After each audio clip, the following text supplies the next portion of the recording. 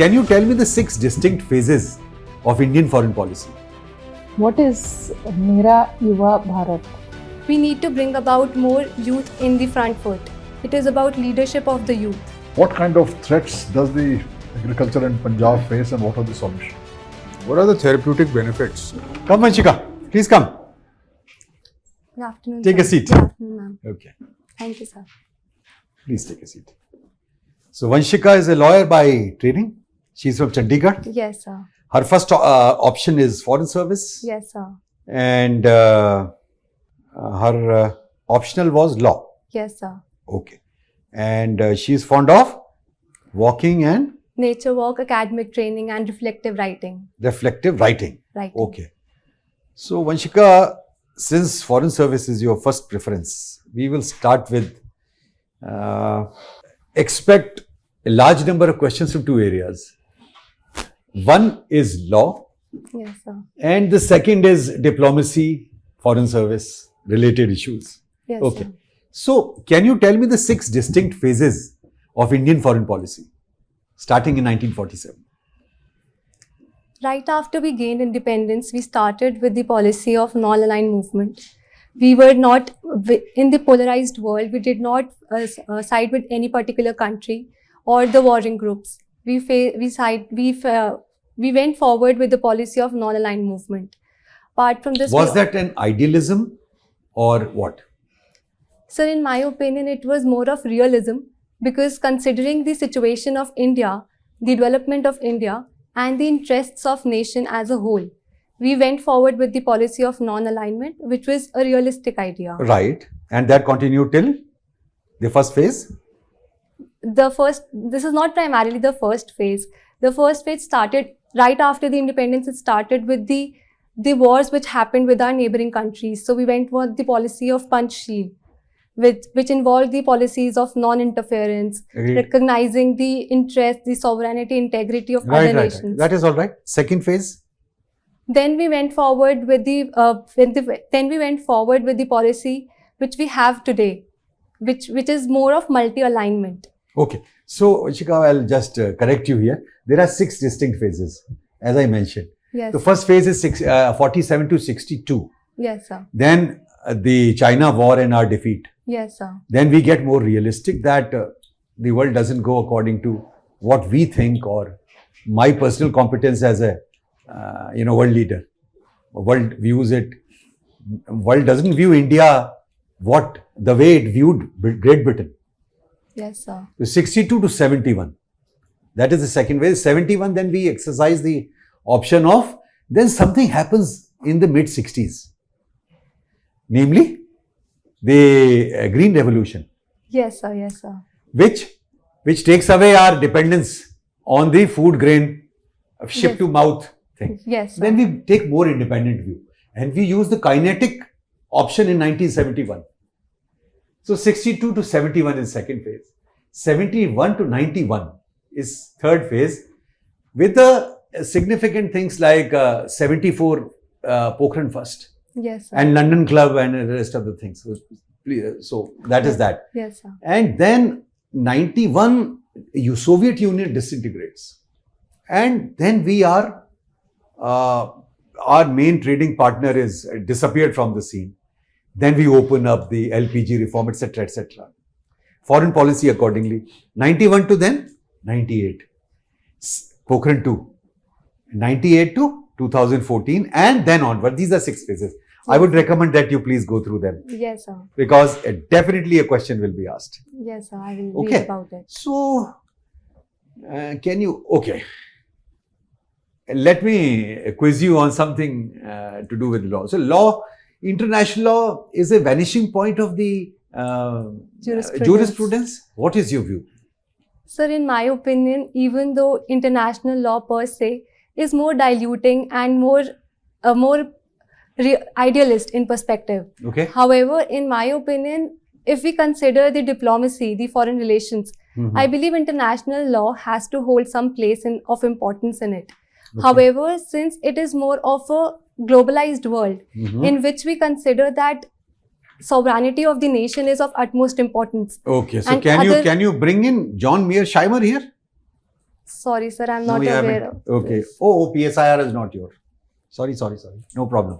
Okay. Yeah. So international law is, there is no central sovereign body, and therefore it is a free for all. Yes, sir, and even more so that other nations or the global authorities, organizations cannot intervene to bring about some changes in the international scenario. Okay. So it is somewhat diluting in this aspect. Okay. However, we cannot completely neglect, because even till date, we abide by certain principles in international law. Okay. And would you tell me what is colorable legislation? Do you feel that the way Article 370 was amended, it amounts to exercise of colorable legislation? So, Now that the Honorable Court's view is there, final verdict. So what is colorable legislation? so colorable legislation essentially states that something cannot be done indirectly, which cannot be done directly also. So let it be, it can be done, it is being done indirectly. Yes, sir. So does that thing fit there? Sir, in my opinion, What about Article 367? sir, I would like to concur with the opinion of the Honorable Supreme Court. Very well, all of us should. Okay. Yes, sir. Uh-huh. So because they have given sound principles for this, and they have stated that as per the legal provisions, the president, the constitutional order was completely valid. So I believe that it is a fair decision. Okay. And more so because it has social repercussions too. And we have to consider that too, because justice is not merely on paper. It is in letter and spirit. Excellent. Thank you. Thank you, sir. What is Mera Yuva Bharat? Have you heard of it? Ma'am, I've heard about it, but I cannot recall completely. But if I were to say that it is the scheme wherein we need to bring about more youth in the front foot. It is about leadership of the youth, where we take the youth ahead, which can also be seen by the Y20 of the G20 summit, where we are focusing on youth employment, meaningful employment, entrepreneurial skills of youth, as well as spreading awareness among the youth about their rights and the duties they also have to perform along with it. Okay. There are lots of new things which are taking place in the railways. Any idea? Ma'am, recently the new things which are gaining my attention are about the progressive and technology assistance in railways. We've seen Vande Bharat Express. Yeah. So this is one of the initiative which is going forward, because we need speed railways so that we can also have the effect on the transportation and economy as such. So we are going forward with Vande Bharat Express. We are also collaborating internationally with other countries to bring forward bullet trains also. Apart from this, there is also this concept of having the speed railways, which is, I'm not able to recall the name, which is run in vacuum. That kind of technology is also brought about. The tube railway, something of like that. There is also this technology improvement in terms of protecting ourselves from accidents. That is the Kavach that is used to protect ourselves in the railway infrastructure. There is also improvements in the railway management services, which is managing all the services under the railways. Yeah, one of the names is Namo Bharat. Okay. That is the rapid transit between Rapid. Delhi and Meerut. With the speed of around 200 kilometers, 180 to be precise, per Yes, hour. ma'am. What's your hobby? Ma'am, I have a deep inclination in nature walks, academic mentoring, and reflective writing. Okay. Tell me, when did you get your most big satisfaction when you mentored a student? Ma'am, There must be many cases where you mentored. Yeah. Ma'am, the biggest satisfaction, generally people consider satisfaction through results, but I consider satisfaction when the student I mentored, he himself claimed that it was all because of your understanding that I was able to understand the topic well, which no one else could. And he appreciated my patience with the patients which I mentored him. So that was my deepest satisfaction when I get this feedback. You live in Chandigarh, Yes, ma'am. and Chandigarh is supposed to be a very organized city, what are the 3+ points of Chandigarh? I'm starting with the very planning of Chandigarh. It was the first planned city after independence, and it was planned by the French architect Le Corbusier. Le Corbusier, yes. So this is the first strength of Chandigarh, the positive point of Chandigarh. Second, I believe the greenery, the green spaces. Each and every sector is given with its own separate parks. So we can go there. So this greenery gives me an opportunity to go for nature walks also. Apart from this, there is this system of managing traffic which is very well coordinated.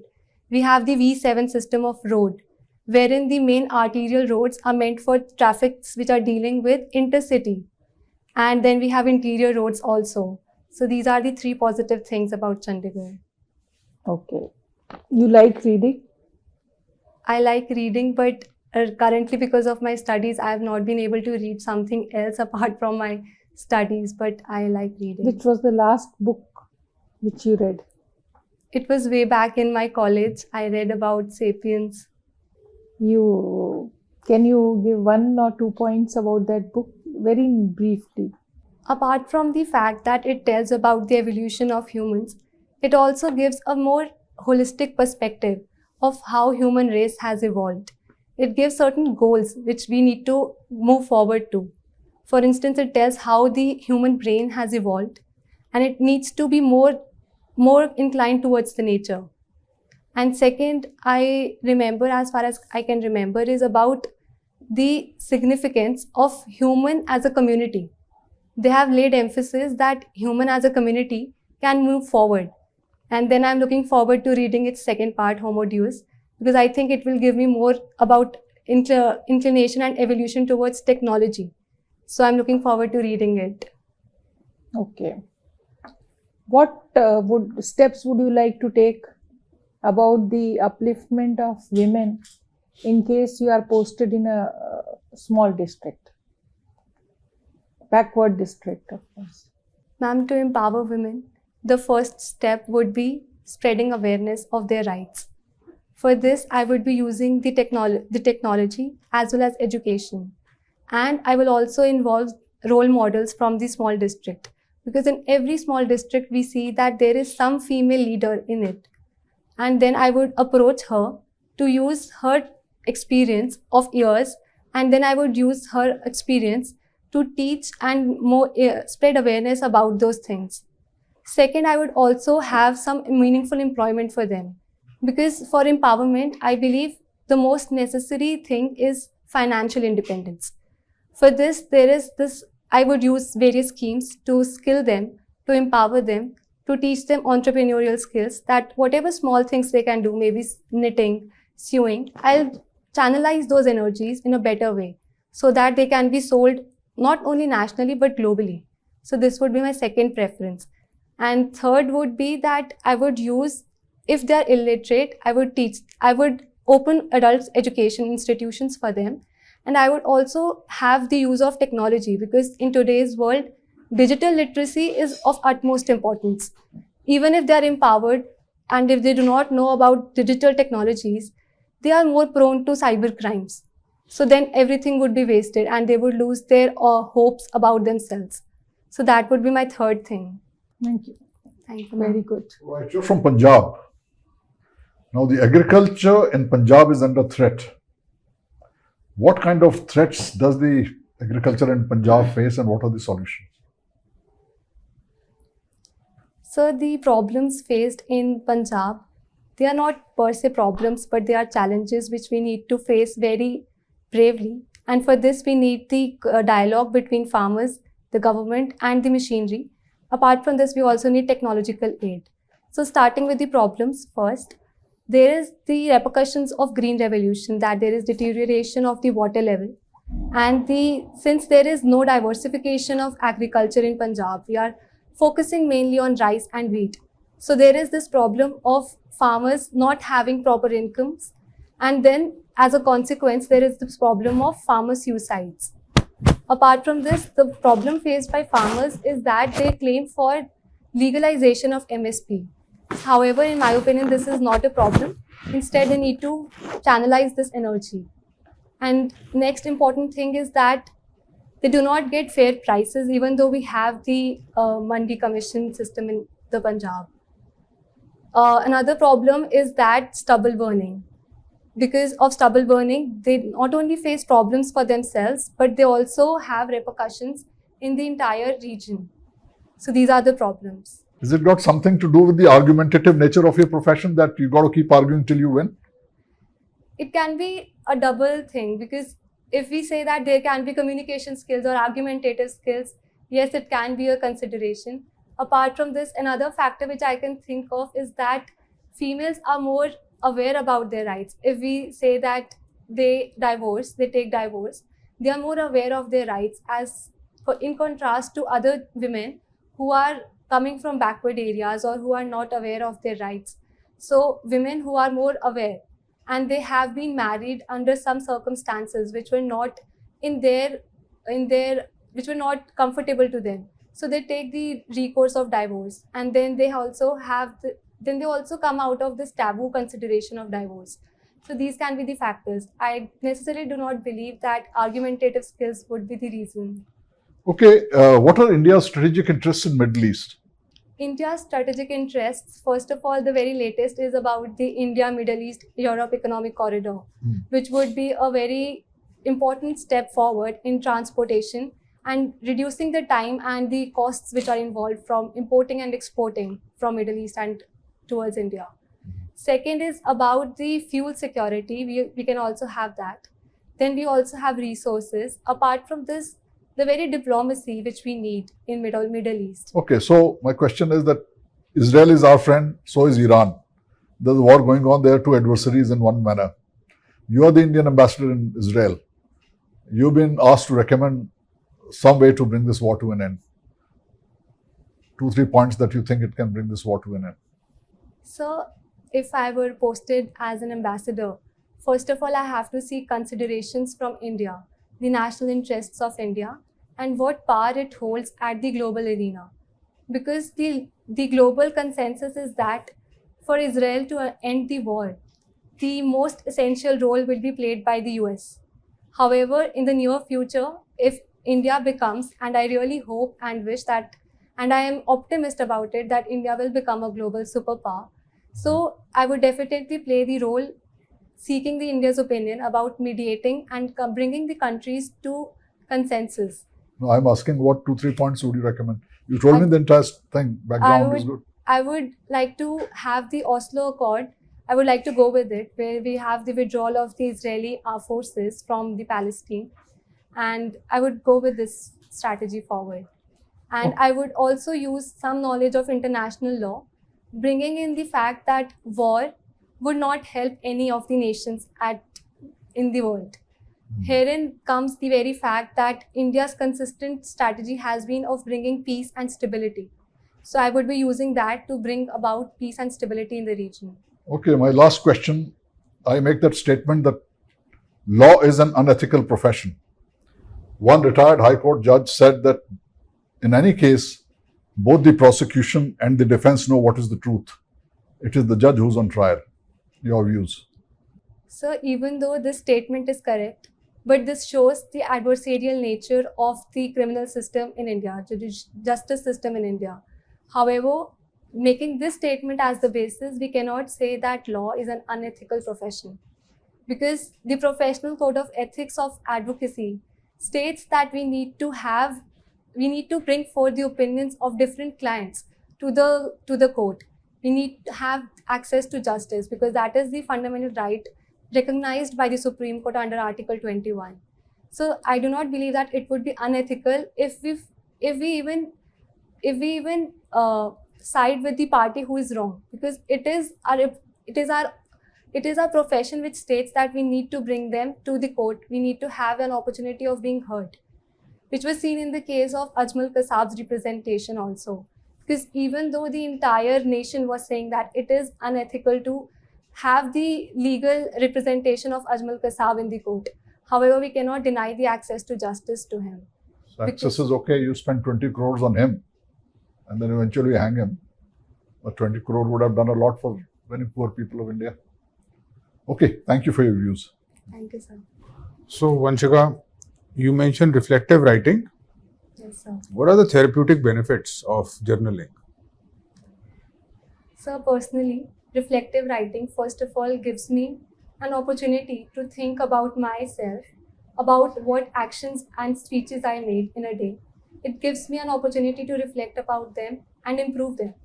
So, by giving this self improvement opportunity, this acts as a therapy for me because by using this, I'll be able to channelize my energy in a better way. Every tomorrow, I will use this opportunity. Right. And so, you want to be an IFS officer. Who was the first female Indian diplomat? Vijay Lakshmi Pandit. And as a diplomat, what should be the values one should not have under any circumstances?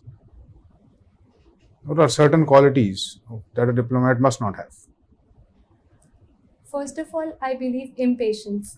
If we are impatient, if a diplomat is impatient, he or she can do so much harm, not only to the nation but to the global level, but at the global level. Second would be taking decisions not by the policies of the nation as a whole and considering the interests of particular community. That is the second quality I believe that one diplomat should not have. So, would that not conflict with the voice of your inner conscience if it someday calls upon you?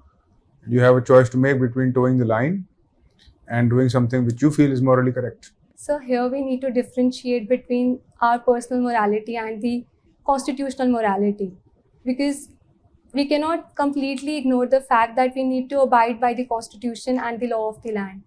We cannot move forward on our own whims and fancies. So we cannot have the interests of particular community going forward as a diplomat. So, you also, speaking of morality, you understand there are professional ethics and then there are personal ethics. Yes, sir. And is it correct to say that professional ethics of your profession, the legal profession, say that one should not solicit? Sorry, And sir. One should not solicit, lawyers should not advertise. Yes, sir. Yes? Do you think that's justified? Should they be allowed to advertise? Why not? After all, they're professionals. Some of them do their job better than others. And why should they not have the opportunity to compete amongst each other? Sir, in my opinion, when these ethical codes were drafted, it was way back when the profession of law was very gatekept. The profession as such did not allow others to enter into it. And for this, they also had this strategy of gatekeeping by not allowing to advertise. Apart from this, they also considered it to be a very noble profession, wherein they thought that advertising would take it into a commercialization field. However, today, considering the scenario of present world where technology is dominating and there are hundreds and hundreds of lawyers coming forward, and some are not even professionally recognized by the Bar Council, I believe there is some need of recognition, not through advertisement per se, but through other mediums. But if they were allowed to advertise, how would that not lead to commercialization? We can have regulations for it. We cannot simply say that this is the best lawyer in the country, this is the best lawyer in the city. We can use our traits to advertise. For instance, there are these websites of law offices. They showcase their specialization in specific laws. They also show that these particular type of cases they were dealing with and they have got the judgment in their favor. So these type of advertisements should be allowed, in my opinion. So, I'd like to dwell a little bit upon judgments in their favor.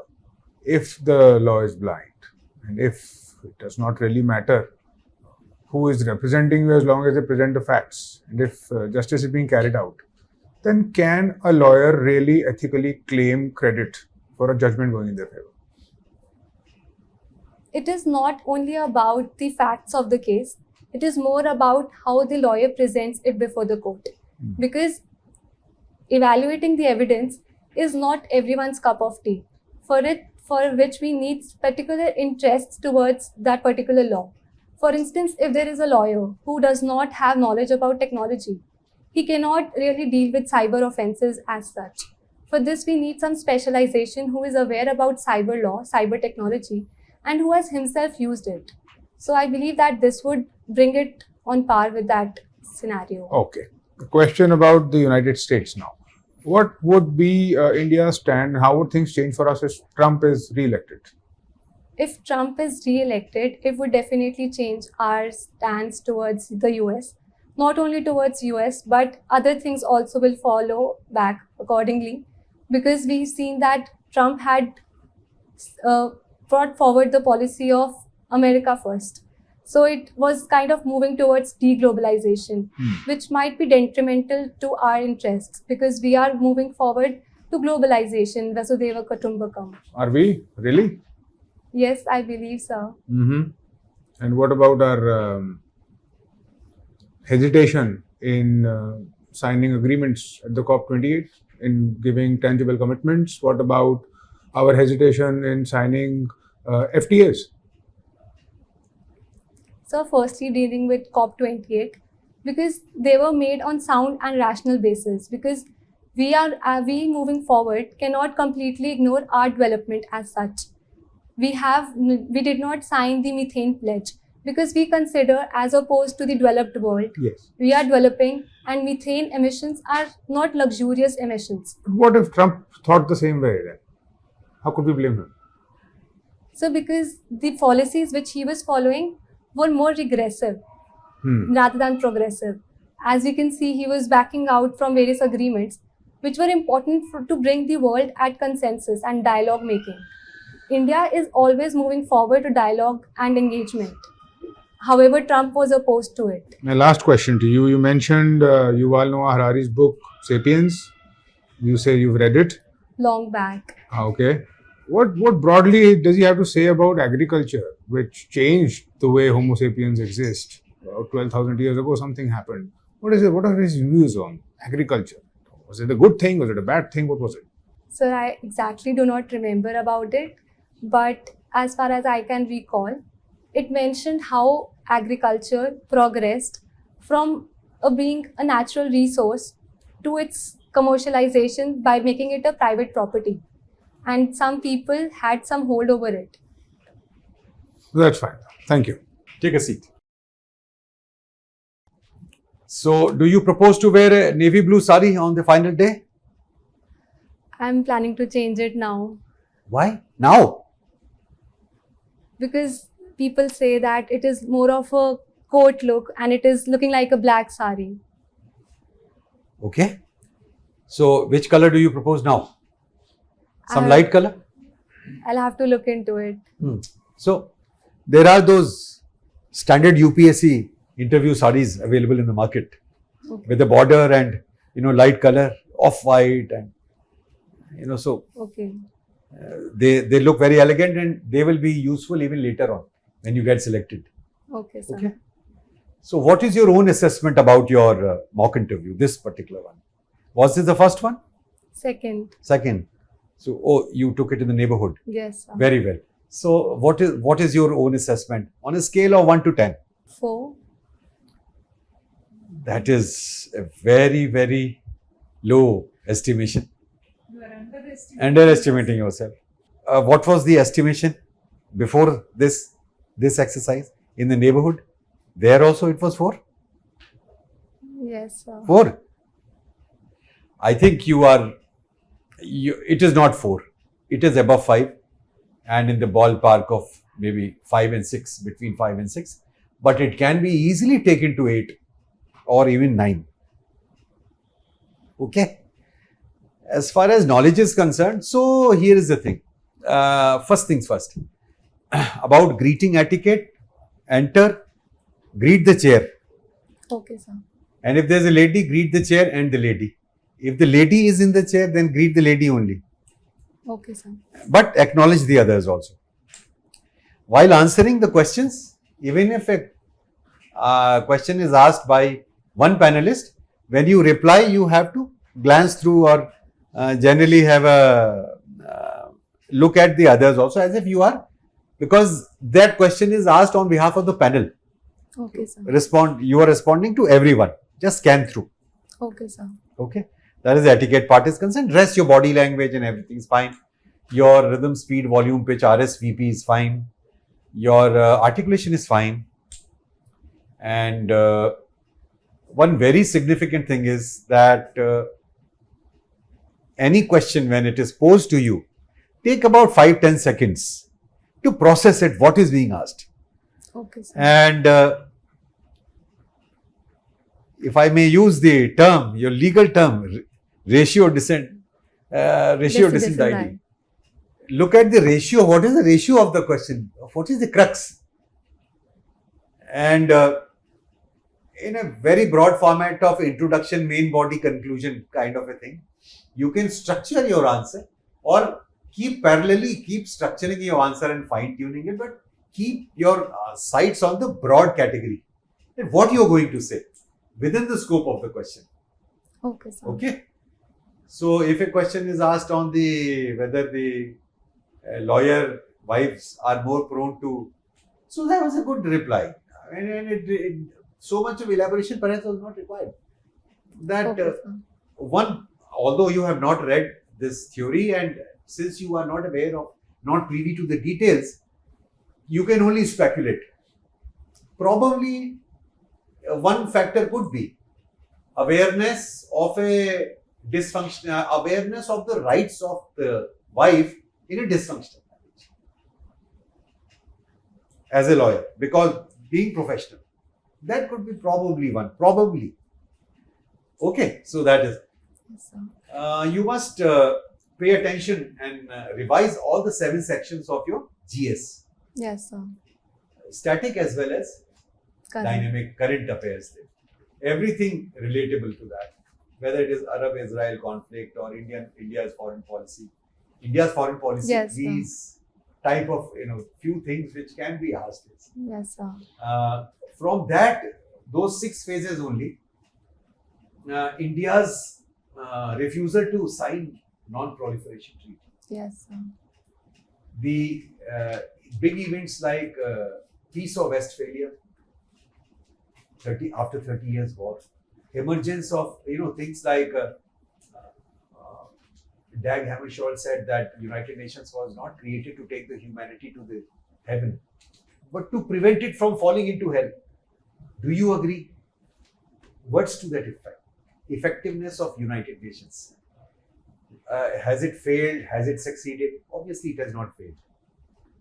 It may not have succeeded, and its discriminatory nature and India's aspirations for being a part of, being permanent member of the Security Council. These type of diplomacy, ping pong diplomacy, coercive, persuasive, cultural, these kind of things. Since IFS is your choice, and everything technology and keep in touch with the now not much time is left. Yes, sir. That is the problem. When is the interview? 2nd. 2nd of January. Yes, sir. You still have time, don't worry. Just brush up everything. Since law is your optional, expect questions on the recent judgments, including Article 370. Yes, sir. And I tried to quiz you on Article 367, why it was not necessary. Can you bring about that kind of amendment by way of a presidential order, which court has not upheld? Court has said that it is ultra vires. So those kind of nuanced questions can be asked. Okay. Similarly, other judgments. Some issues are pending. Also judgment on same-sex marriage. Yes, sir. So formulative view. A final picture is yet to emerge. Wheel is still in spin. The wheel has not stopped. So all its facets and aspects are not in public domain, but a lot of things will emerge when the parliamentary discussion takes place. So as of now, these were the issues raised by the petitioners and these were the responses of the Honorable Court. There was not a consensus, 2 judges said this and 3 said this. Leave it at that only. Okay, sir. Okay, because finally, if you take this side or that side, then it will be amounting to jumping the gun. Okay. Yes, sir. Anything you would like to ask us? No, sir. The problem is that I have very less time left and I am not able to It's cope not a up. problem. You are adequately well prepared. All you need is tell yourself that you will crack it. Okay, sir. Okay? That you can do it. Okay? In that I can't do it, put a scissors in that can't. Okay? Just discard it. You can do it and you will do it, and with a respectable rank. We are very hopeful. Okay? All the best to you. Thank you so much.